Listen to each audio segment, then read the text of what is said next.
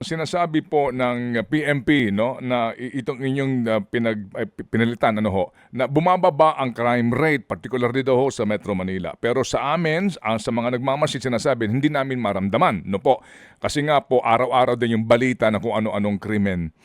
Meron po dati nang pinatupad, no, ang mga nagdaan diyan sa Chief PNP na yung mga one strike policy, na kapag may nangyaring lantarang hold-upan dyan, riding in tandem dyan, out kaagad yung commander sa area o kaya maging yung district director. Ano po ang inyong kaisipan sa ganun pong polisiya?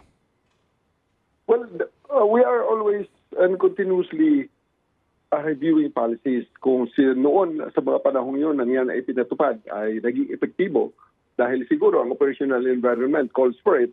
Sa ngayon, i-review ulit natin kung yan ba ay pwede pa, yan ba ay responsive pa sa environment, or kailangan natin baguhin, kailangan natin i-modify, or kailangan walain na.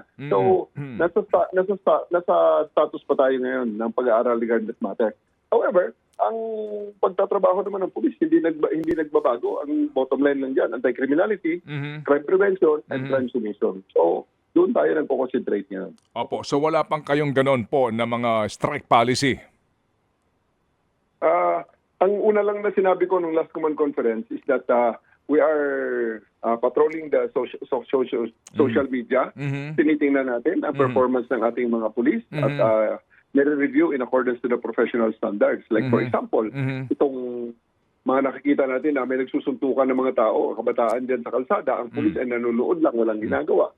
May mga isang insidente na may yung endurance challenge ng motorsiklo, nagsuntukan na may nanuntok na participant, nagalit doon sa ilang bystander, may nakitang pulis, wala namang ginagawa. So, ang pagtingin ko doon is that pag may pagkakamali ang pulis sa ground, yung mga pulis na to, imbestigahan tingnan natin kung ano ang kanilang kailangan. Kailangan ba nila ng panibagong training? Kailangan ba nila ng additional na training? Kailangan ba nila ng resources? Bakit hindi sila nakapag-react? Etc. etc. Yung sa mga bababa, no? Pero, at ang solusyon dyan is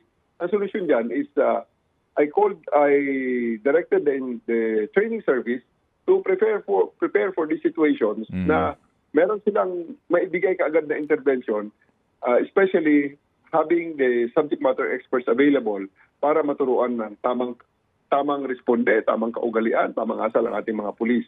Pero ang first level na supervisor, kung sino man ang supervisor ng mga sarhento na ito, ng mga pulis na ito ang imbestigahan ko.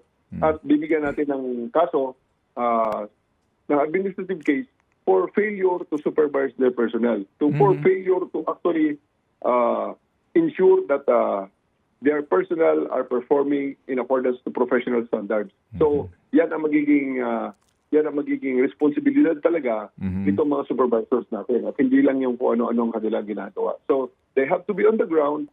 They have to make sure that the standards are met, the regulations are always followed, at siguraduhin na ang pulis natin nagbibigay ng tamang serbisyo.